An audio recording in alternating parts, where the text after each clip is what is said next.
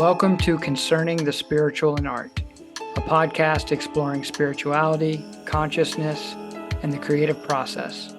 I'm your host, Martin Benson.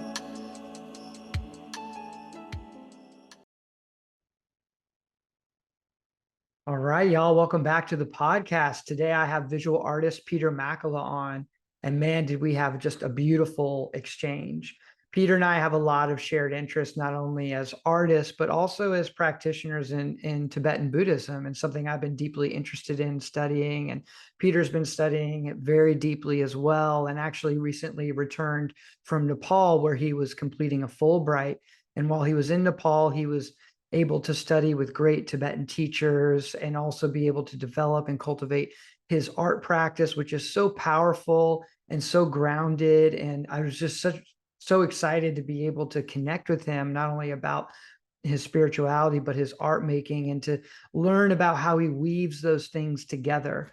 I think all of you out there are going to get a lot from this episode. We learn a lot about sort of Peter's background, a lot of the synchronicities that happened that brought him to the East and brought him toward the practices within Tibetan Buddhism. He just has so many nuggets of wisdom to share and beautiful insights. And it was just a really amazing exchange. And I think y'all are going to enjoy it a lot. So here you go, Peter Makela.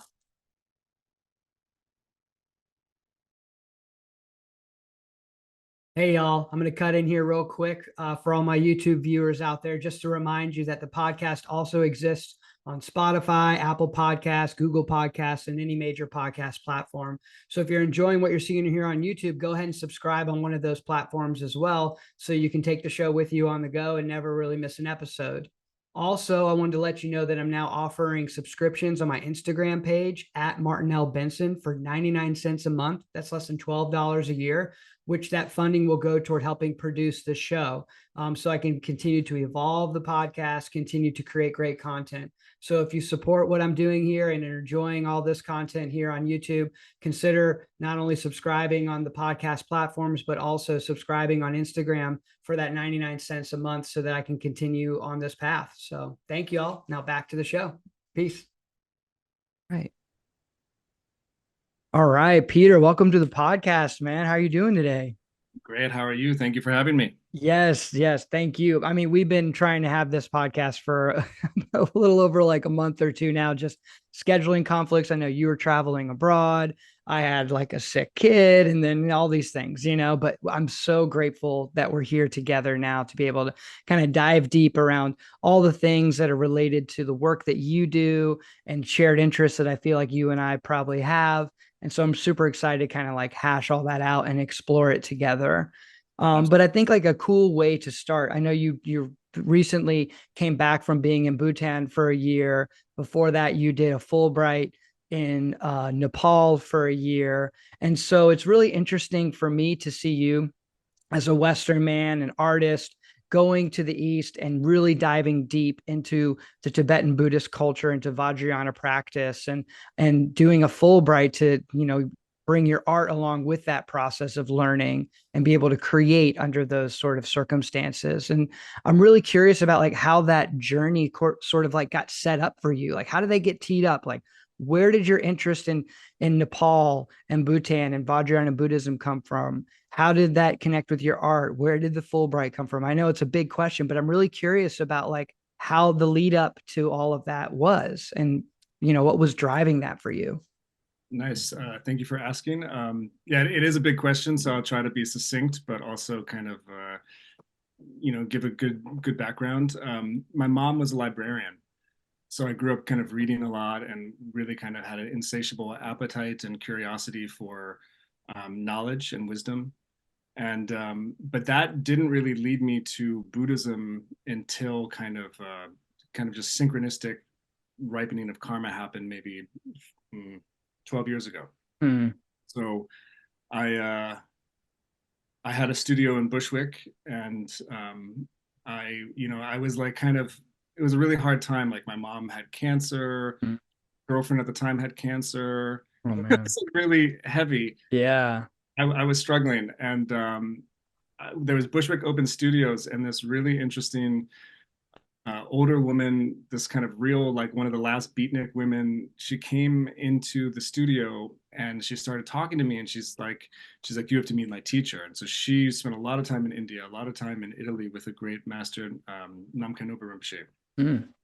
And so then she just brought me to his teachings. And so that just, and I, I really knew nothing about Vajrayana. It just kind of arose naturally. Yeah. So then I met Rinpoche, and then that really opened things up. Mm. And then I was kind of practicing, and things really clicked, and there was a lot there. But then, like maybe after a year, I just started like I knew nothing about Nepal, and I don't even know if I ever thought about it before, but I just kept on thinking in my head like you have to go to Nepal, you have to like kind of Wow. connect with Vajrayana in one of its kind of capitals, basically, Hmm. really intensely, and it's so alive there.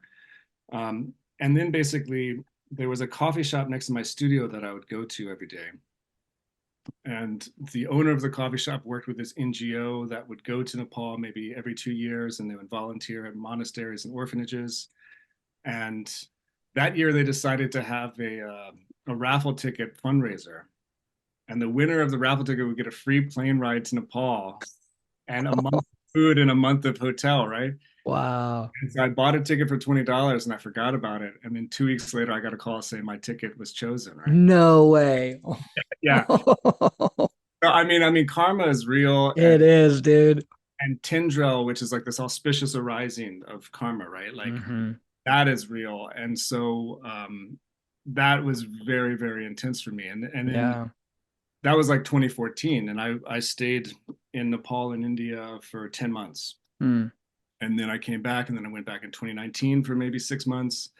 And then, I really wanted to go back again. And I was always interested in, the Fulbright and how it's an incredible opportunity. So I wrote one, and then that aligned. So Wow. the 3 times I've been to the Himalayas, my plane ticket was paid for, actually. That's incredible, dude. That is amazing. Yeah, it's interesting. That is super interesting. And what was the process for like applying for the Fulbright? Like what did you have to have like a really clear vision on like what you wanted to achieve or accomplish or study abroad? Like how did that process work for just for people out there who maybe haven't heard of Fulbright or maybe might be interested in writing one themselves? It might be valuable for them to hear about your experience. Sure. I mean, and it's an incredible program, and it's basically about culture exchange, and it's about developing mutually beneficial, respectful relationships between um, the host country and the U.S. And it's a great way to do that through culture, through science, through math. I don't know how many disciplines there are. There's maybe like 200 disciplines you can apply for, Cool. and it's amazing. And you basically are there for a year. It's fully funded, and you do your project, and you connect with the culture, and I mean, for me, I was there, I was studying like Buddhist philosophy in relation to my painting practice. But to be honest, my greatest education was going to all of the temples in the Kathmandu Valley. Mm, And yeah.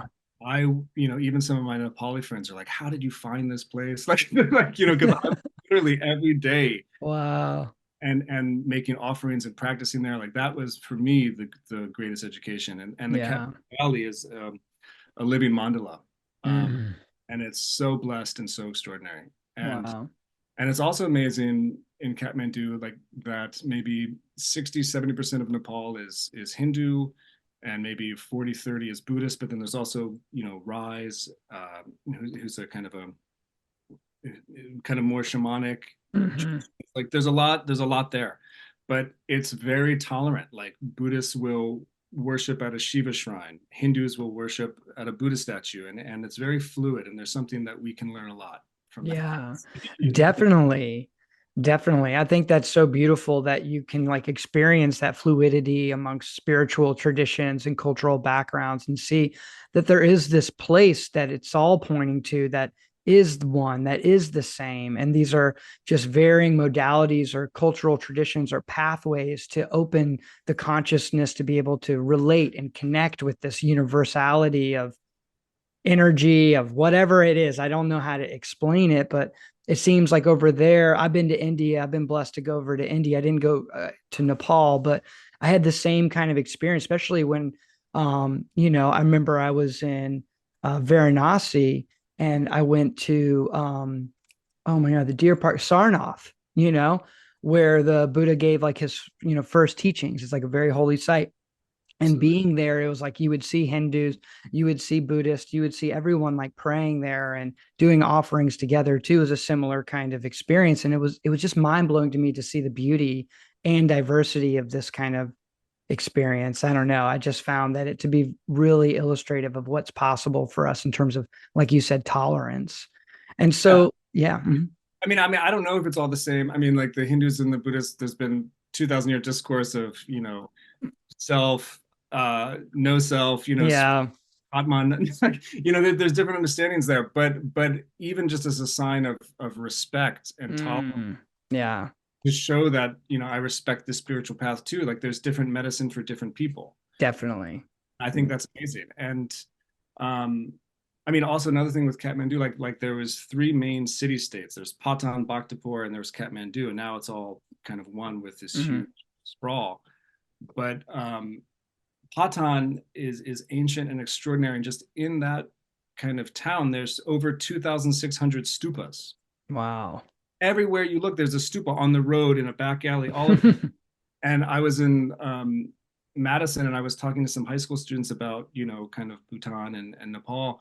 And I showed them that slide, and I was like, how amazing would it be whenever you walk down the street, you just saw a stupa, which is like a perfect symbol of the path to enlightenment, perfect. Mm-hmm. And you see that, and you're reminded of that, right? Mm-hmm. Getting hit with a billboard or buy this, Yeah, but exactly. it changes your daily experience. It's amazing. Definitely. Yeah, that's such a funny like juxtaposition of like what we see like the billboard versus like the reminders of like, you know, of what we Tell the story. desire. American more stupas. Say what? America needs more stupas, Yeah, that's that's for more. sure. Yeah, or it also just coming up with our own like cultural like artifacts that can embody these same principles. And I think it's so fascinating for us living in this time we live in with the internet, the access to information, to practices, to teachers and teachings that, over 100 years ago or less, like we would have never had access to unless we were born in a certain place at a certain time. And so we have access to this information and this cross pollination of East and West.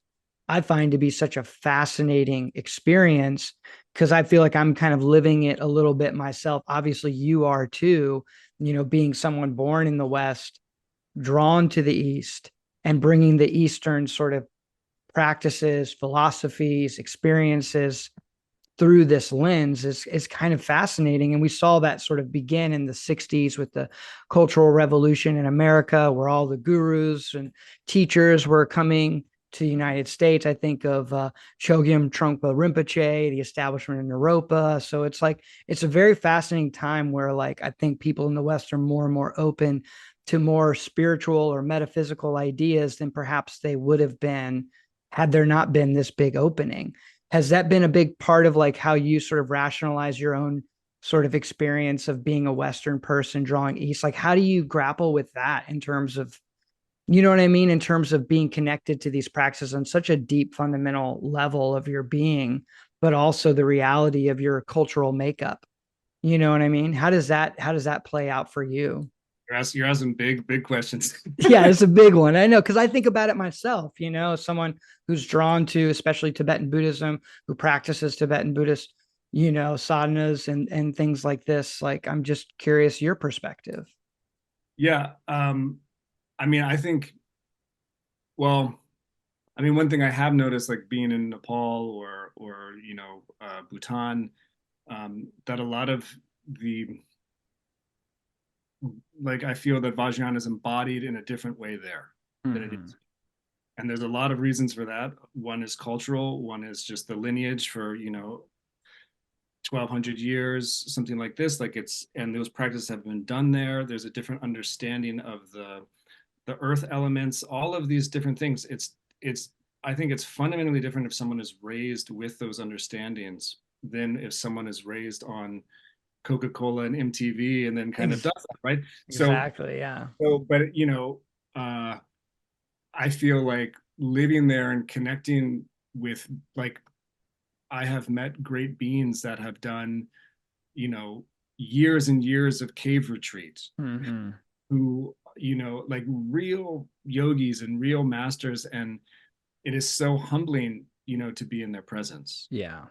And in that way, like I feel, and I especially feel like with Vajrayana Buddhism, the one of the main things is the blessings of the lineage and your connection with your teacher. Mm-hmm. Like I think that, and that is very traditional, and I think that there's something very different about that than just reading something in a book. Mm-hmm. And that's when Definitely. it's alive, and that's when it's embodied. And really, if you if someone has the good fortune to connect with an authentic master and to live with him and travel with him and really connect with him, that is, in my opinion, the greatest blessing in this life. Yeah. No, it's amazing because you get to see the teachings embodied, Absolutely. And Absolutely. they're not it's not an intellectual exercise at that point. it Absolutely. is it is an embodiment of what these teachings are about in terms of learning by example of the way that these masters move through the world, the way they handle their interactions with other people. Because I know I could imagine at certain stages when you're traveling with your teachers, when they are coming, when you travel through smaller villages and people are just like flocking to them to receive blessings, there's a different energy and interaction that you can witness that's happening culturally between them. But then also your direct transmission, your one-on-one transmission with this being. I mean, that's really it. Yeah, what the Vajrayana tradition is all about, like mind to mind. Yes, and one of the main things is bodhicitta, which is the Mm-hmm. enlightened intent to basically achieve enlightenment, to benefit all beings and to have them achieve enlightenment, right? Yeah. And Mm-hmm. this intention should be the core of every practice. Yeah. And to see teachers where literally every moment of the day, that's what's happening, is amazing. Oh You know, man. and Yeah. I have goosebumps literally, and I've seen this many times where, great masters, they literally, it doesn't matter if they're giving a teaching or they're like giving a blessing to like a line of people coming in, literally they are in that. Yeah. It's yeah, it's they're embodying bodhicitta. Like Absolutely. there Absolutely. is no separation between like me and bodhicitta. It is just bodhicitta. It's just emanating. It's just an emanation through that consciousness. Yeah, and it's like, when we're starting out, we have to constantly remind ourselves and correct the habit and try to, like, we have a selfish thought and then we try to apply an antidote. Mm-hmm. Some of these masters, they did their first 3-year retreat when they were like 13. I know. And then, Yeah, and they've basically been trained and doing practice for so long that now they don't have to think about it. It's just what happens naturally. And exactly. it's naturally arisen compassion is extraordinary. It is extraordinary. And I think for me personally on my own journey, like that's what I always am drawn back to in terms of Buddhism, in terms of principles, is the idea of the bodhisattva. You know what I mean? The idea of like having such amount of compassion for all beings that you're willing to do whatever it is to help all beings. You know what I mean? No matter how many lifetimes it takes. It's like, I guess there are two different sort of like ideas around the bodhisattva. Like there's one who achieves enlightenment for the sake of all beings. And then you also hear a version of the bodhisattva of like one who delays ultimate enlightenment until the very last being walks through the gate and then they achieve it. Like there's kind of two different approaches, or I guess interpretations maybe of that term. But yeah, I think there's I can't remember exactly if there's like three, and one is like the shepherd, one is like the king, and there's another one. Mm-hmm. But they all ultimately lead to the same place. Exactly. Yeah, exactly. But for me, like I was drawn, that idea was so profound to me when I came across it. I was probably 20 years old or whatever, because it was so unfathomable for me to think about a person who could fully embody that, because I still have so many selfish tendencies. But at that time in my life, yeah, but at that time in my life, it was like on crazy high. You know what I mean? It was so out of control. Like the windows of my world were so narrowed based on my own desires and my own wants and needs, that but something about learning about that just like kind of blew my mind open a little bit more and allowed me to like widen that tunnel vision a little more. And I feel like that's for me what these practices, that's even what I try to cultivate as an artist, as a maker, as a creative, is that same sort of feeling of like the energy that's going into this work is not just for my own healing and well-being, but I pray that it emanates a kind of vibration or energy that might be of service to others as well on their journey.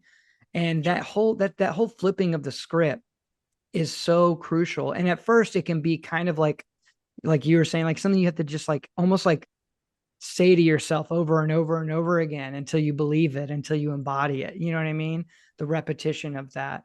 But I think about it from the perspective of an artist, and you're an artist, and I want to kind of dig in a little bit about art in relation to like philosophy and studying these principles and ideas of Vajrayana Buddhism. But it makes me think of this quote that I heard from the Dalai Lama speaking about art. And I guess I'm going to butcher the quote, but essentially what the Dalai Lama was teaching was that in Tibet, the measure of a work of art is based on the amount that that work of art changed the consciousness of the maker. Like that's how you judge a work of art, how great it is based on how much it changed the artist in terms of opening their heart, developing bodhicitta, opening their consciousness. Like that's how they determine what a good work of art is. And to me, that was like such a, and I'm butchering it, something more eloquent than that, but essentially that's the idea that's being expressed, is like the measure of an artwork is on how much it transformed the maker, you know, and there hence will help transform the viewers, I guess. But to me, that idea is so powerful because I think it does transform us, especially when we come at our art practice from a certain intention. And so I'm curious for you, like, how do you weave together your spiritual practice, your philosophical inquiry, and your creative output? Like, how does that get woven together for you? What does that look like?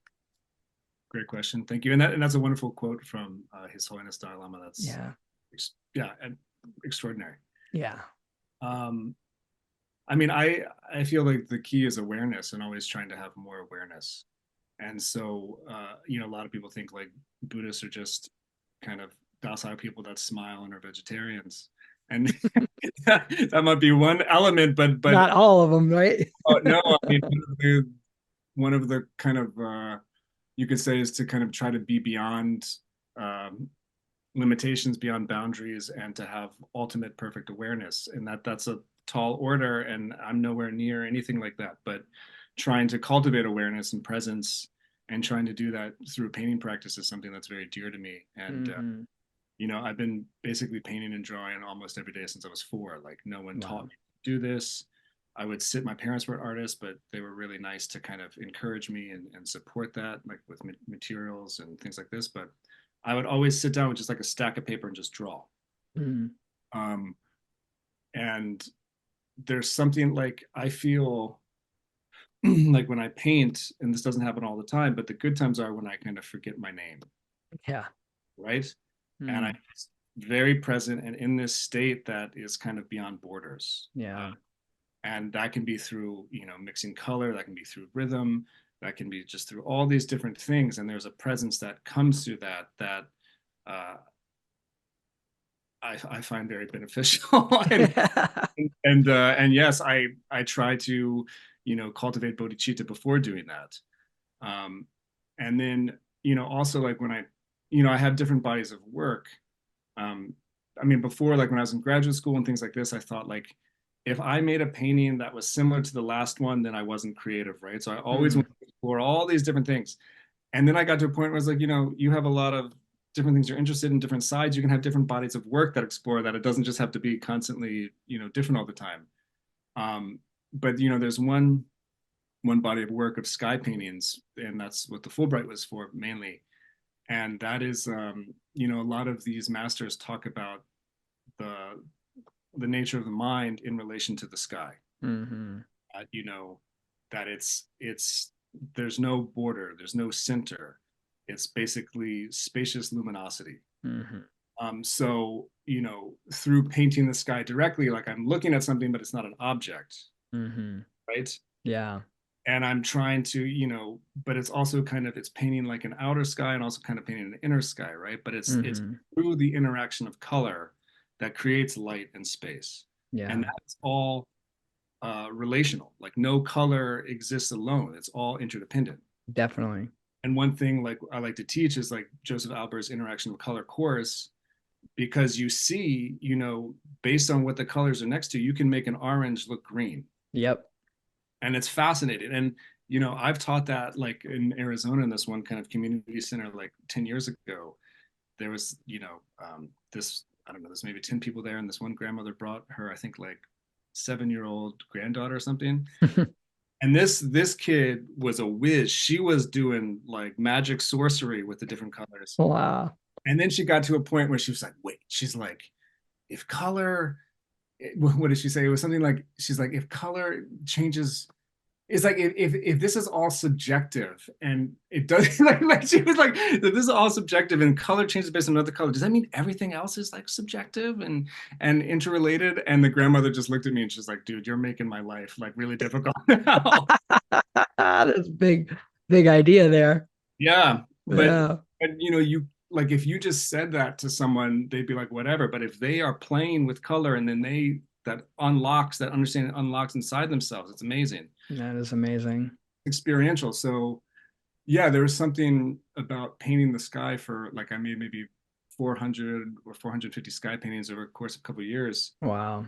And in the beginning, they were relatively like, well, the first ones were really bad. It was just like I was painting a cloud as like an object, right? Mm, But then slowly it became more atmospheric. Slowly there was more kind of chroma and there was more kind of interesting color dynamics in relationships, and got more light and spontaneous based on that. So that's an interesting.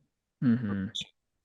And there was also a really amazing Drugu Chogyo Rinpoche. He's a great painter, great Jupa Kagyu master, um, really, really amazing teacher and practitioner. And he, I was really lucky to kind of spend an hour with him in Nepal. And we were talking, and he was looking at the paintings, and he was enjoying the sky paintings. He was enjoying the colors, like you're really good at the color and the things. They're very luminous. And then he said, like if you look at the sky and you have a small mind and boundaries, like kind of like you have these blinders on with your awareness, you won't see many colors. Hmm. The bigger your mind is, the bigger your awareness, the more colors you will see. Yeah. And he said, the Buddha sees billions of colors we can't even imagine. You know. So yeah, yeah, yeah. Yeah, it's amazing, dude. I think that, it makes me think of, especially like the relationship between like the sky, not only as like a metaphor for understanding like a deeper sense of like, yeah, like the luminosity of the mind, like this kind of clear, open awareness. I think of like Rigpa, you know what I mean? Like the clear reality of like what mind is. And like the sky is just a perfect container, of spaciousness, but Sure. is not an object. You know what I mean? Like I'm thinking Also like it's also not exactly a container because it's all pervasive. it's limitless, so it's like nothing. It's a perceived container, I guess, but that is a limitation of perception. But really it is just this field, the spaciousness for which objects arise in and pass away in. And so it is kind of like holding the ground. I think of like, and you talk about this too with your work, because we look at your sky paintings and then we look at the land pieces and we think about form and formlessness. I think of the Heart Sutra, I think of emptiness as form, form is emptiness, and like to contemplate that really points toward like a totality of what's really going on in this interdependent dynamic of our perceptions of form and formlessness itself.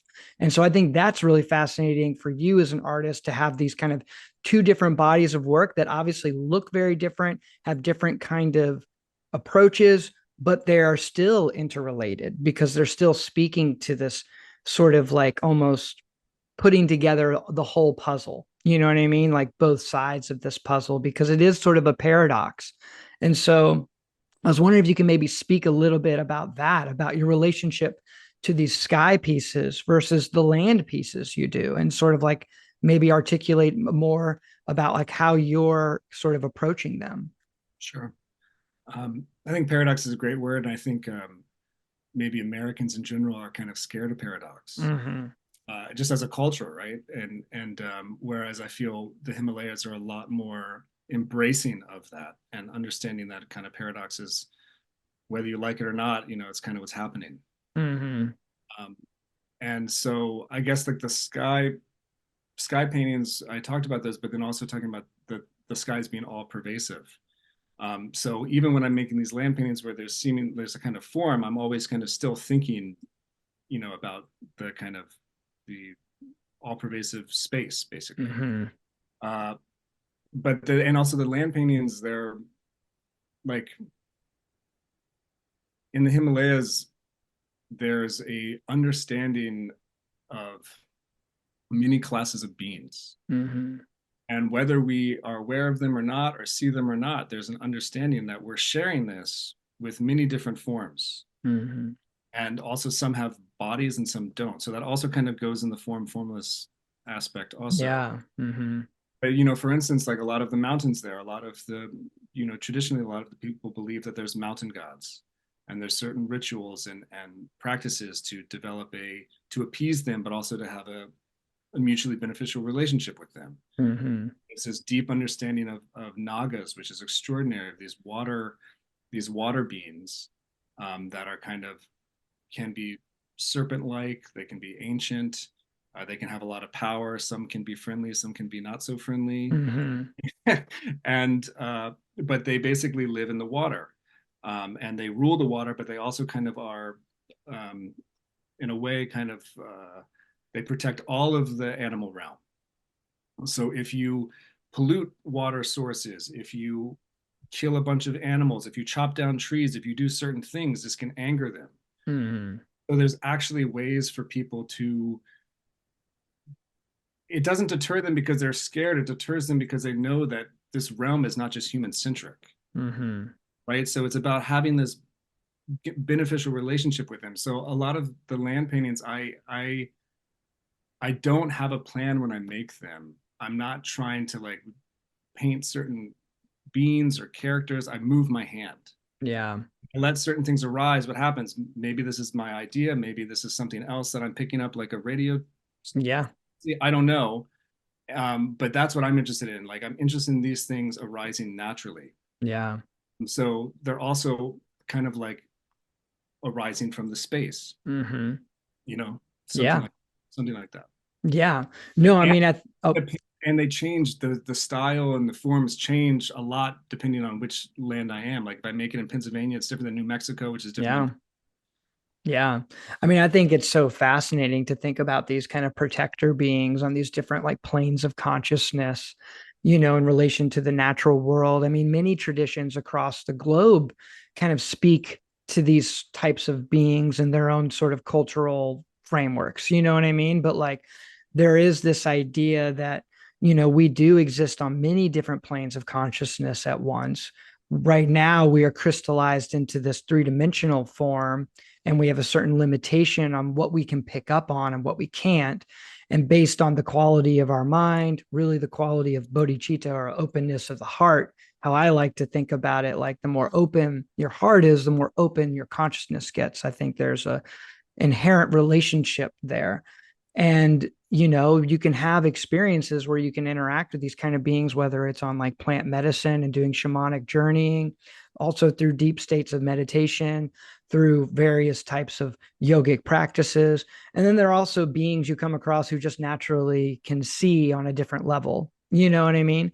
But we can, even though we can't see them in the same way that like I can look across the room and see, the window over there, like doesn't mean they don't exist, and doesn't mean that we can't access them in some ways. And I think in those creative spaces where our consciousness gets more open and our heart becomes more open and we become more empty vessel, like those kinds of energies can communicate through us in intuitive, interesting ways that we might not have planned. And that's kind of what I'm thinking, visualizing when I hear you speak about like your experience making the land paintings. Like you just move your hand, like you don't really have a plan, but like you're making these forms kind of come through. And I think a lot of times like artists have been and continue to be, and throughout culture and time, are mediums for other planes of consciousness to communicate through this plane, to teach bigger lessons. And for me, it's interesting in this state of the world that we're in now. And we think about the history of Western art leading up into contemporary art practices that we see in the big centers like New York, LA, Paris, London. You know what I mean? Like the sort of commerce of art. A lot of art has moved away from like adopting or accepting or exploring these ideas and more toward this kind of literal materialistic kind of almost nihilist framework. And so when I come across artists like yourself who are countering that, it's so powerful to me, and I feel it's so important to help counterbalance the sort of numbness that our culture is sort of propagating through the things that we tend to hold value toward. And so I think lessons about different planes of consciousness, spirituality, exploring different modes of self expression, and thinking about things on this level, like what you're thinking about, hopefully for a lot of people who aren't familiar with it, will at least fascinate them and help them open these doors of possibilities. Because I do feel like our culture is very stifling for people to be able to expand their mind beyond what they think is possible. And art for me is such the greatest tool for helping us do that. How do you feel about like that dichotomy between like these kind of almost different worlds of art making? We have like the hyper commercial sort of, most postmodern kind of tongue-in-cheek sort of irreverent kind of work, or we have like work that's focused on a lot to do with identity politics, and then we have work that's kind of like piercing through these things going toward a spiritual dimension. Like, how do you see yourself as an artist navigating this sort of terrain? You're bringing your A game today. You're asking the thing. I'm just, I'm just like, this is things I think about. I'm just curious, like what you think, because I have my ideas, but I don't have any knowing, you know? Great, and I appreciate everything you just shared, and I agree with a lot of it for sure. Yeah. It's a wonderful question. I mean, I feel a lot of times like, for instance, a lot of times in Vajrayana Buddhism, it's talked there's an understanding of pure view, Mm-hmm. and I have met teachers where they truly have pure view. I mean, there's this understanding of Tathagata Garbha of Buddha nature, that we all have Buddha nature, right? Mm-hmm. It's very different than, let's say, like let's a more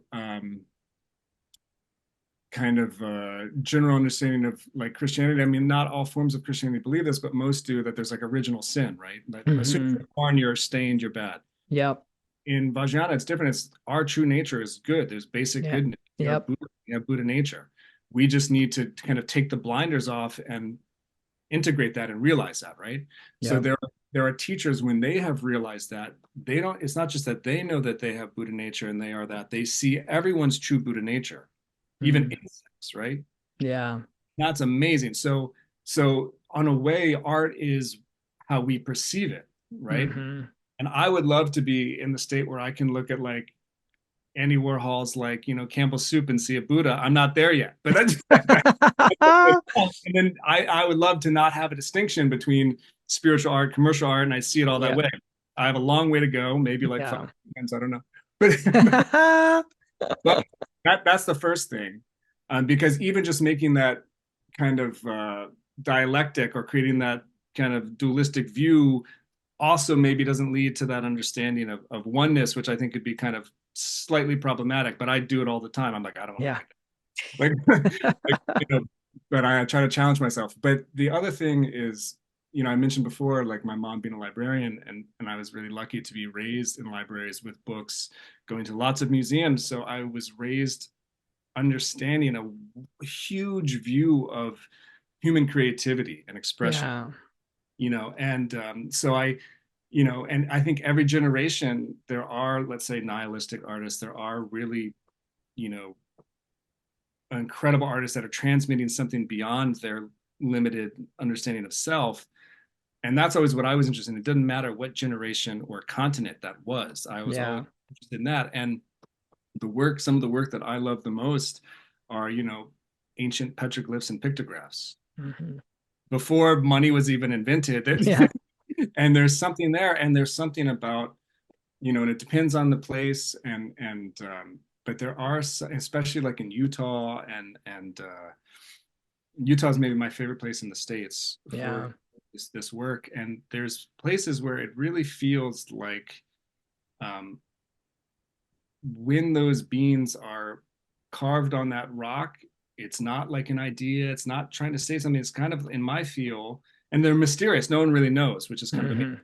My feel is that it's like they're saying this is the intelligence that lives here, Wow. and it's kind of showing that. And like some of them, you feel it, and Yeah. that is what I'm interested in. I'm not interested in some social commentary or whatever. Like, how can you express something like that? How can you Yeah. plug into something that's far greater than yourself, that is always around? Yeah. And then how can you share that? Yeah. And I feel like you know the people past and present who can do that, it's a very different thing. Yes. Right? Yeah. I mean, no, for sure. And I think your point about like the dualistic sort of framework of like spiritual, this is spiritual versus this is not, like that is ultimately a trap, but that's a Absolutely. part of like how we journey through this soup of dualism. Like, you know what I mean? Like that's the Really hard not to do. experience. It's really hard not to do that, of It's course. really hard not to do it.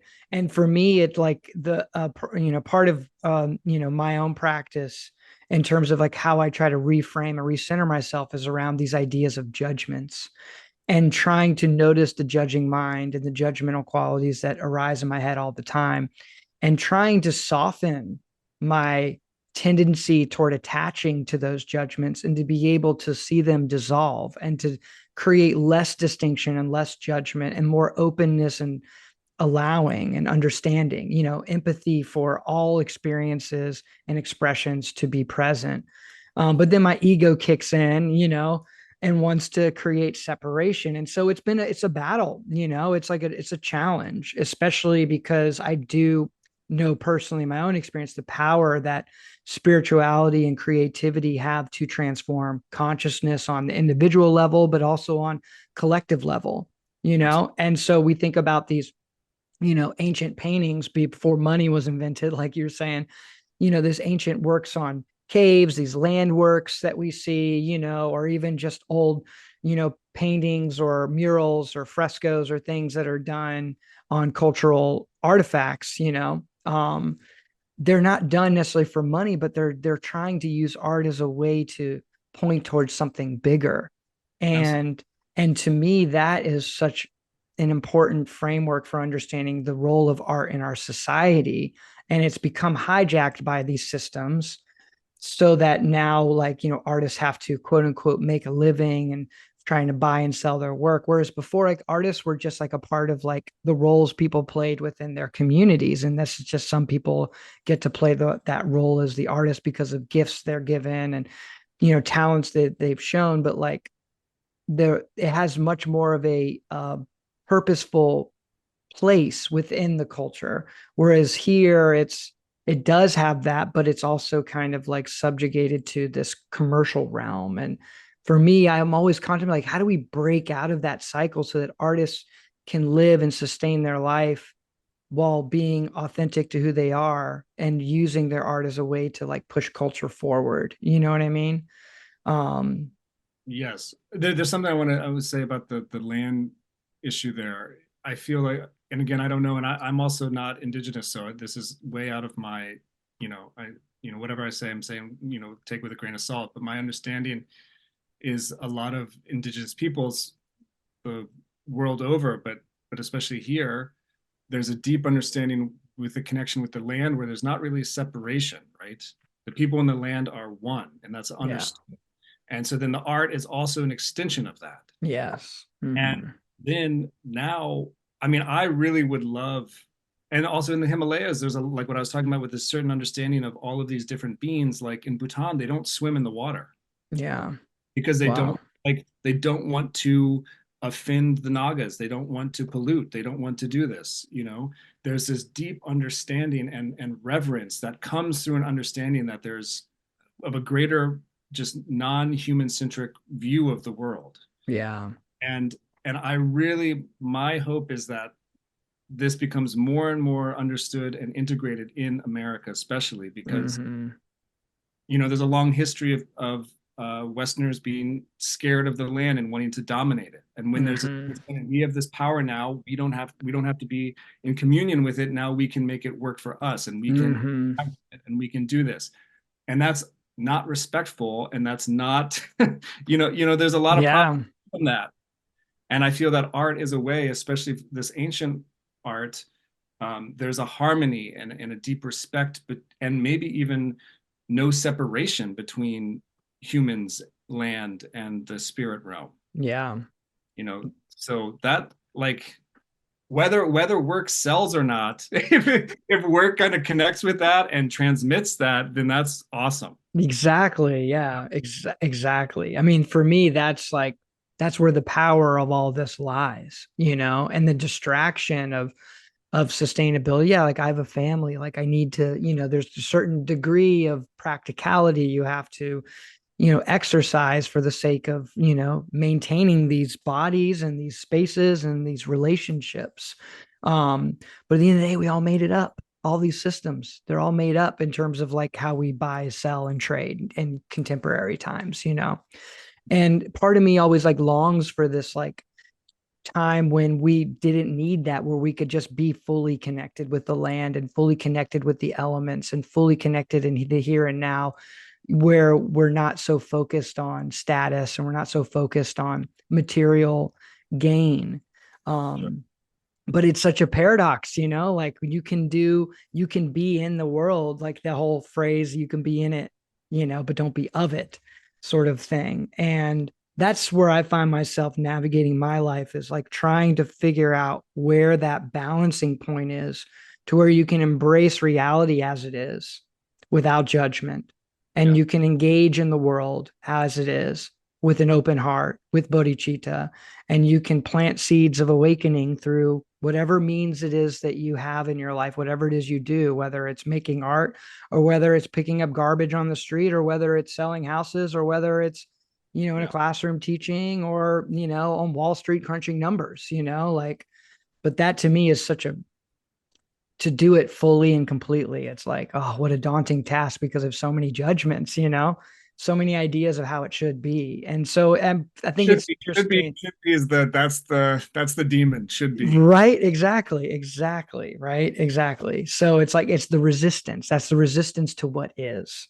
Yes. And so what's fascinating for me is like, you've gotten to have this experience living abroad, steeped in sort of the Tibetan culture, within the Nepalese culture, or in the Bhutanese culture, and being able to see a totally different modality, a totally different way of relating to life. How have you like been able to bring some of that back?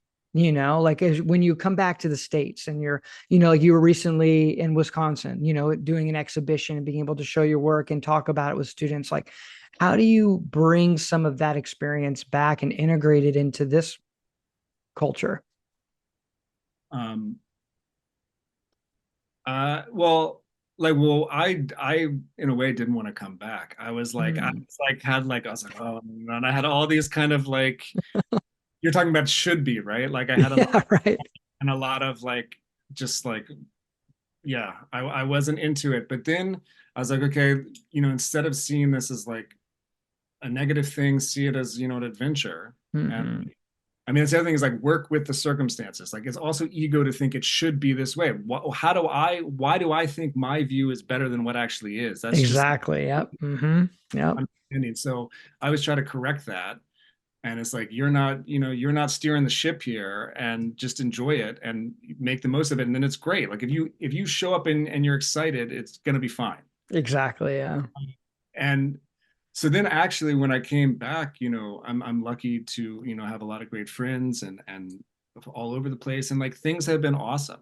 Like Great. so it's like enjoyable, and everything has worked out well so far. And Wisconsin, Beautiful. I first came to uh, Philadelphia, where I'm from, and and then New York, and then Wisconsin, and all of these places, the land also is very blessed and strong. Even like, even if there's like a lot of Walmart parking lots and and weird things like this, there's still like a natural goodness and beauty here, Definitely. Yeah. and, and Wisconsin particularly, because I grew up like in Chester County, like maybe half hour outside of Philadelphia. And when I grew up, it was all like all these families had like 200-acre horse farms, right? And Wow.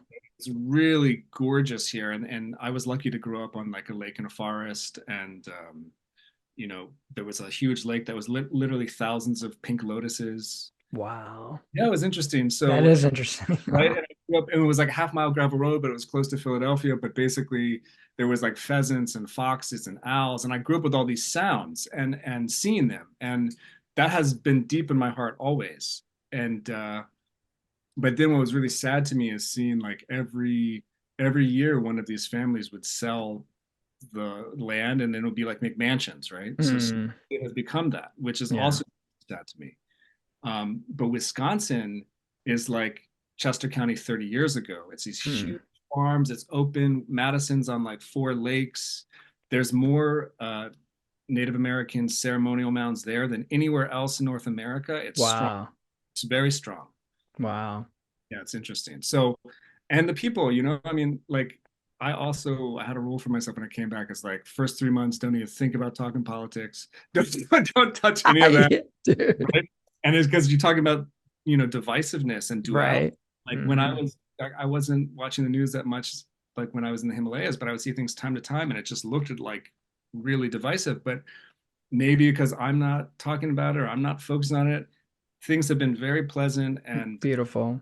you know, so yeah, I Yeah. guess everything is like your perception, how you approach things, right? Yeah, no, definitely. And I think the just the embracing of what is and embracing of your experience and your reality is just so crucial. And I can see a lot of times like this resistance, this fantasizing of like a different way. And then I just pull myself back and I just look and I'm like, there's so much to appreciate right here right now. That's beautiful. You know what I mean? That I can pay attention to. Like I can just dive into this plant right here on my desk and like look at the bloom of the flower, and I can just like there's the magic right there. It's still all around us. So the paradox of our world is sometimes, can be upsetting for me, but other times it can be like, wow, what a magical playground. You know what I Absolutely. mean? What an incredible experience to really learn how to integrate and embody higher wisdom. Like you can't do that in a sterile, pristine environment. Like you got to go into the muck. You know what I mean? Like the whole no mud, no lotus. Like the world is mud. It's the mud that's sort of nurturing the seeds of consciousness that can sprout from it, especially if you're blessed with the right kinds of mentors and teachers, family, friends that can help guide you. Because I do feel like, although sometimes it feels like the spiritual journey is a singular one, you know what I mean? It's not. It's so reliant upon your relationships and your interactions with your environment, and just embracing that life for what it is can really take a weight off. And so for me, I just go through these cycles of where that weight can completely come off, and then where the weight all of a sudden just comes pounding on my shoulders again. And so I'm trying to always navigate that. And I find that my art practice, I feel like when I'm deep in practice making art, that the weightedness of the world just seems to dissolve a lot more. And maybe it's my own self judgment, when I'm not making art. Because when I'm not making it, I'm always like, oh, what am I doing with my time? Like, you know what I mean? How you go through these like ruts, these moments where you're like highly creative, highly in the zone, like highly just productive. And then these moments where you're just like, you don't have any inspiration. You don't have any sort of like drive to get up and mix some paint and start moving paint around on a surface. You know what I mean? And so, like, I think that those practices for me are really anchoring, because I feel like when I'm in that creative space, and I don't know if you feel this way too, you've kind of touched on it a little earlier, but like when I'm deep in that creative space, like you said earlier, like you forget your name. Like I do that too. I forget my name. I even like almost forget my body. You know what I mean? And there's just this happening there, and I'm just witnessing this magic that's occurring, and it's so peaceful and beautiful. And so, like finding ways to cultivate that outside of art making, through seated practice, meditation, through yoga, through breath work, through prayer, contemplation, but also through other activities, mundane activities like driving a car, doing dishes. Like to me, that, and all the masters talk about that. But to me, the older I get, the more it's like I got to be able to, whatever's happening with the art, I got to be able to find that when I'm doing everything else. And how do I cultivate this space to be aware of that magic? It's tricky, dude. But I mean, it's a blessing, and it's a blessing to be able to enter that space when painting.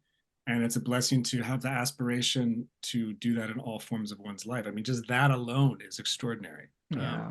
How many billions of beings are there, and how many have that understanding, experience? Yeah.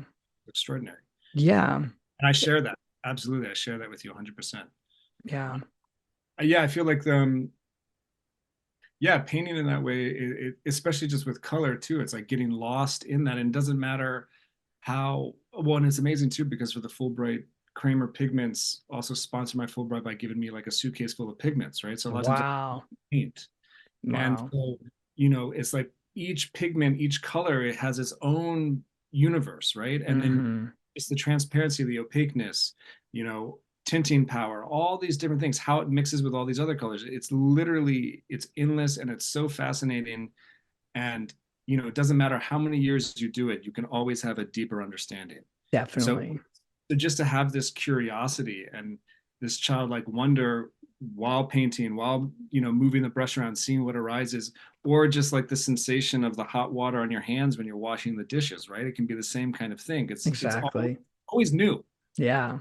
It's always new. So it's only our bullshit if we're like, no, same thing. I hate this. It's like, oh. Yes.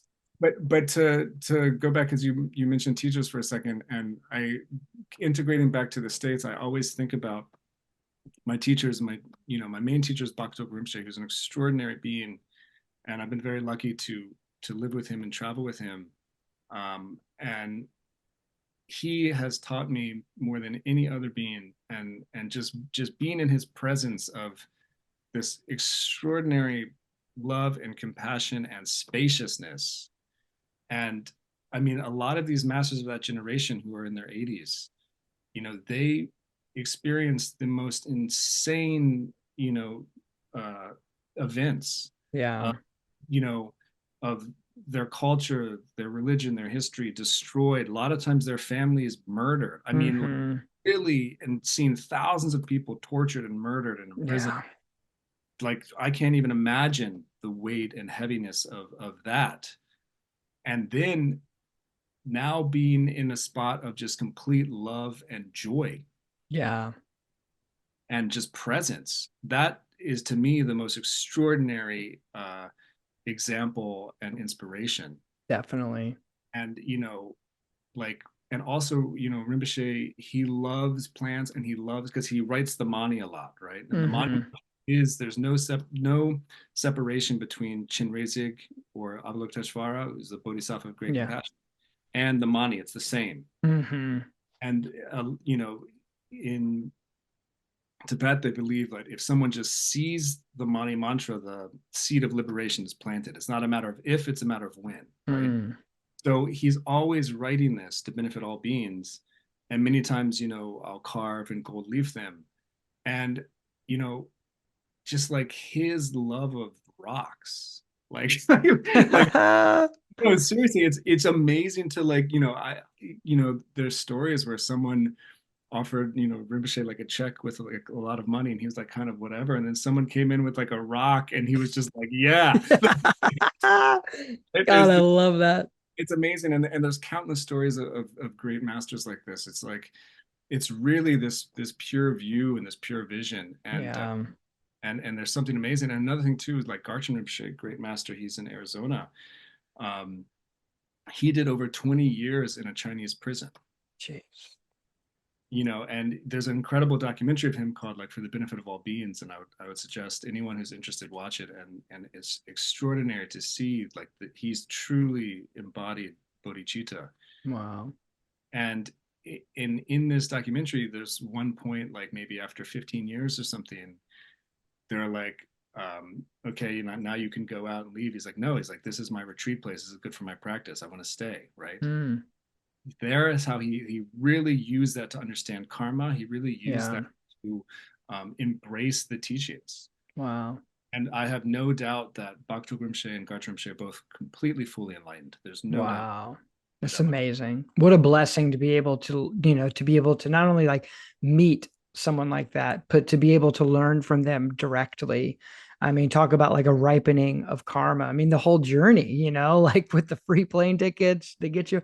It's so magical, and like the synchronicities the feeling of guidance that's happening from beyond and from deep within is so apparent the more that you really pay attention to the cycles and rhythms of your life and the sort of serendipitous experiences that arise there. And there are beings, whether, people out there listening who some might be more like prone to be like, oh, accepting and open to this. And some would be like, I don't know, this seems a little crazy. And then people in between, but at the end of the day, like your own experience will guide you to what you need to learn. But like the example of people like what you're speaking of, these great masters are so important for us to be able to hold that space, especially thinking about, so, what Peter was referring to in terms of like these difficult times of these Tibetan masters have gone through, like incredibly horrendous, horrific times, is when the Chinese invaded Tibet in like the early 1950s, right? And basically have been occupying that land ever since and destroying monasteries, murdering and killing people, all the people, but especially they would go after high teachers, trying to literally destroy this incredibly rich culture of Tibetan Buddhism that has almost been living in isolation from the rest of the world for over 1,000 years in the Tibetan plateau, like really cultivating the science of awakened consciousness on the craziest, deepest level.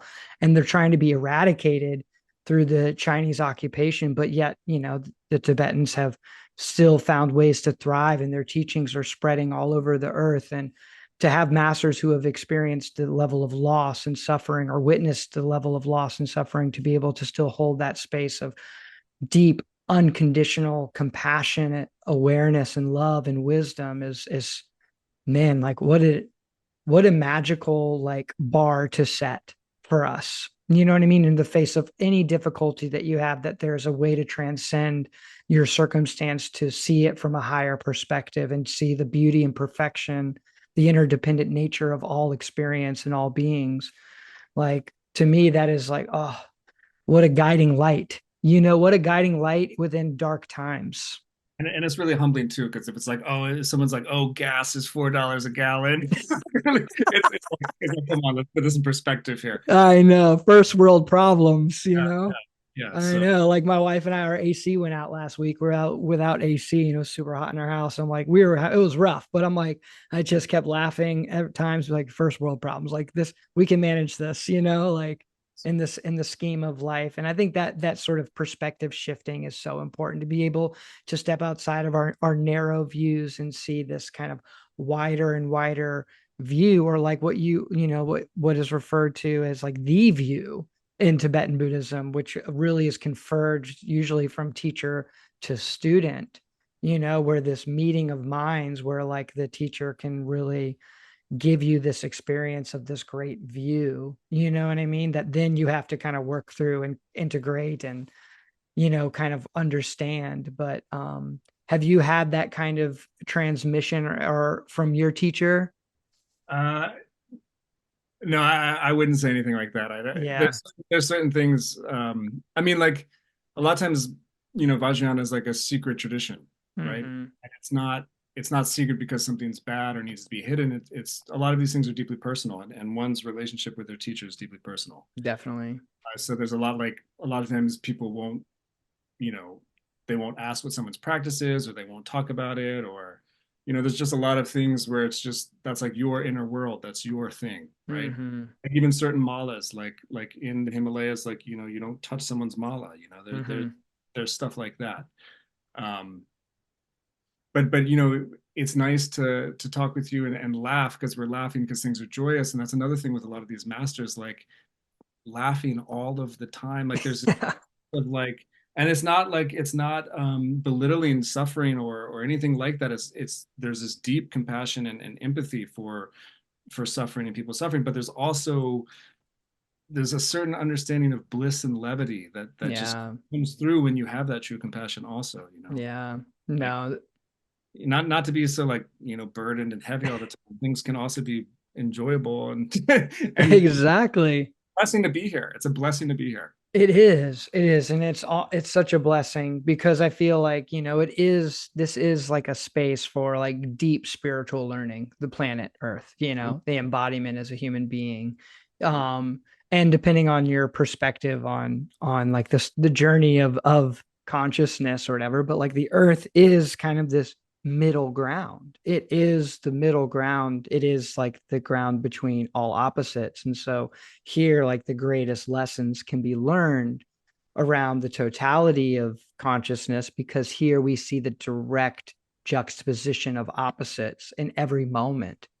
And at the end of the day, like everything, the I think the lesson that I'm always trying to cultivate and learn is this awareness of the interdependent nature of all experiences, that like nothing is separate from anything else, and the experience, of change, of impermanence, which in the Buddhist philosophy is crucial for understanding any other aspect of the philosophical tradition. Like really understanding the nature of impermanence is, for me, has been a liberation.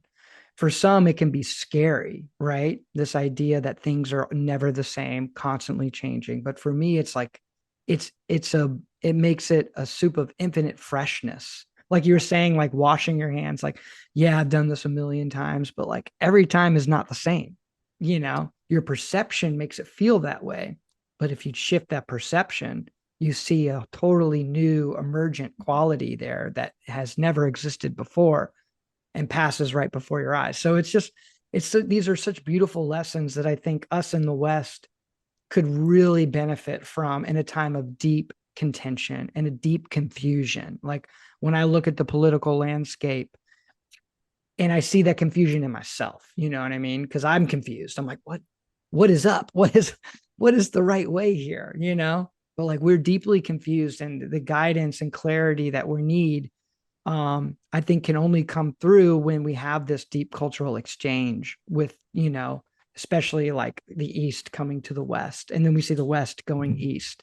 And so I feel like this cultural exchange between the two, for me, is such a beautiful thing. And I think about um the prophecy of, was it Padmasambhava's prophecy about like the when the iron bird flies, Mhm. and horses run on wheels, the Tibetan people will be spread across the earth like ants or something like this. Do you know what I'm talking about? That prophecy of Yeah, like, I've heard of that. Yeah, I don't know exactly if that, I don't know if it's fully credible. I think it is, but I don't know. But I've definitely heard of yeah, it. yeah, yeah.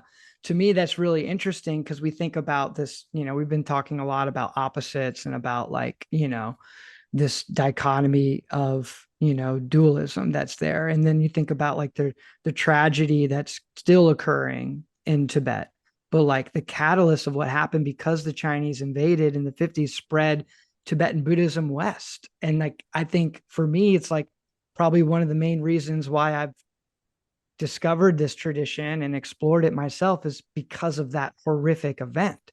And so like that is a hard thing for me to think about. Yeah, I mean, like in that understanding of samsara, that we've all been here limitless times, and that Mm-hmm.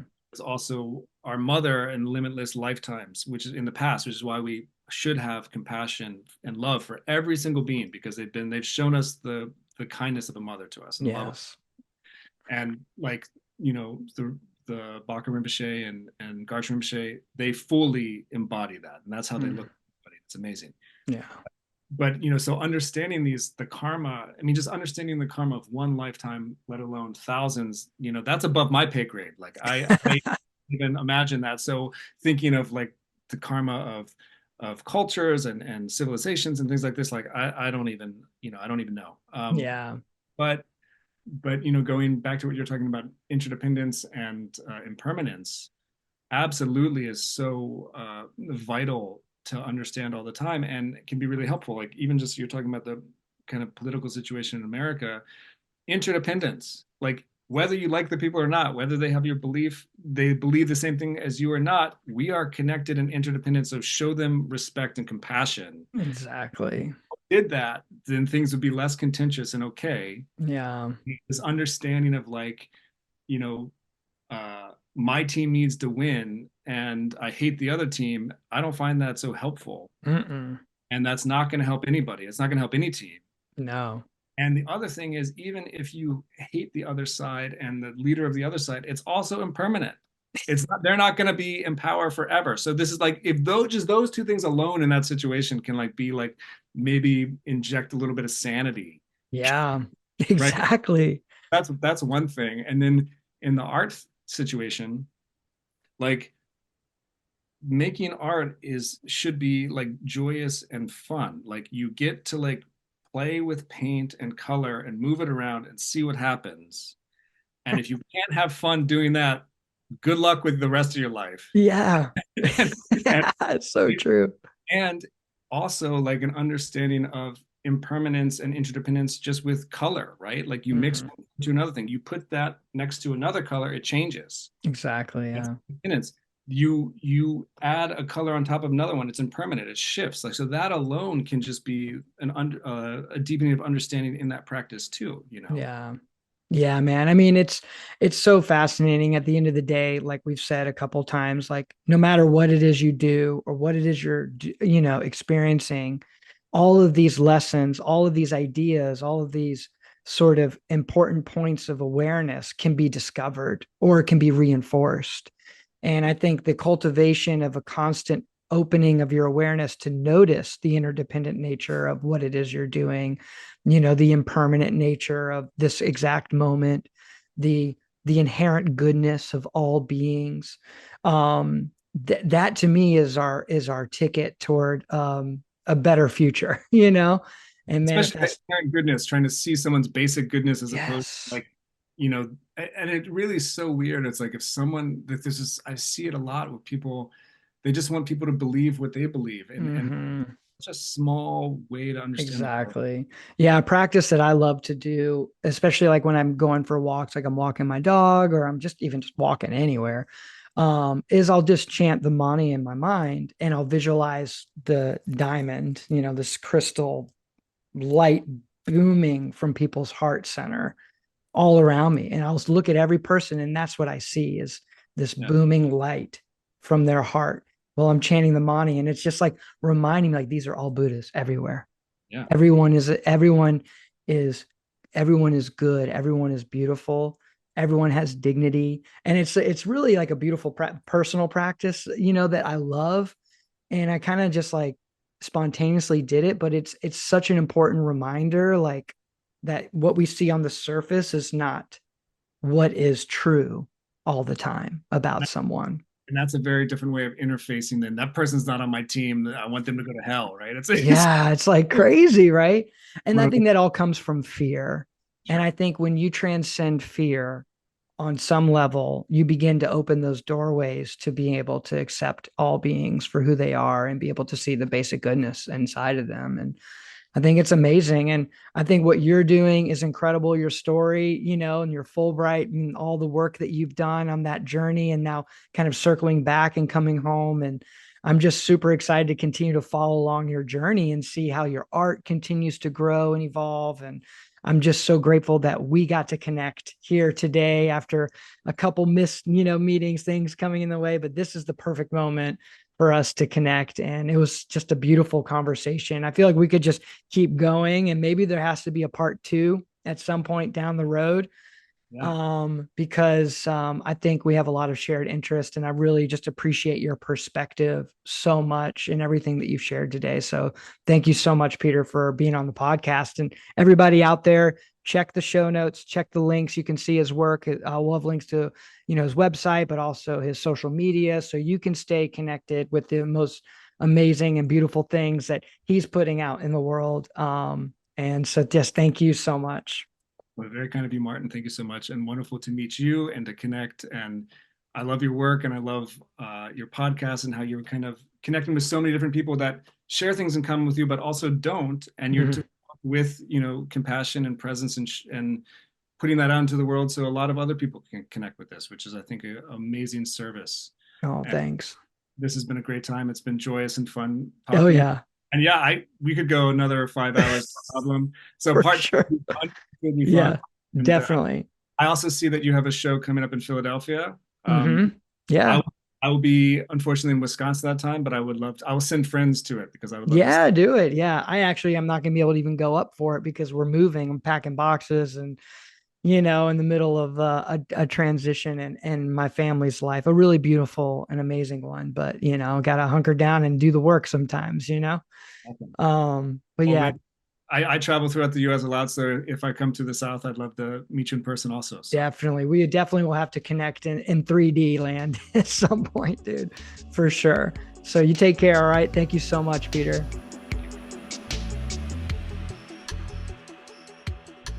Thank you all so much for tuning into this episode of Concerning the Spiritual and Art. If you like what we're doing here, go ahead and hit that subscribe button so you can stay in touch and in tune with all the amazing offerings that we're going to be bringing to this channel.